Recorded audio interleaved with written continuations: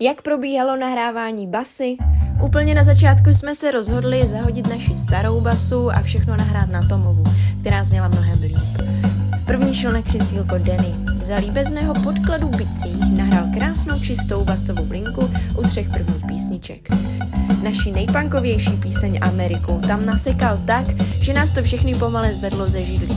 Pak jsme se vystřídali a přišla jsem na řadu já.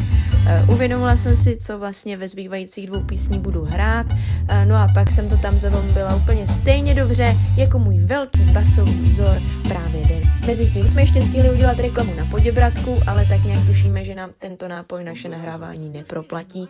No a protože jsme to úžasně stihli nahrát asi tak za 4 hodinky, zbyl čas nejen to celé schválit, ale taky nahrát ten den ještě kousek kytary, pořádně si to poslechnout, zeptat se na názory naší faninky a být zkrátka hrozně happy a v chillu. Jo, a taky být ještě víc v chillu. Tak zatím čus!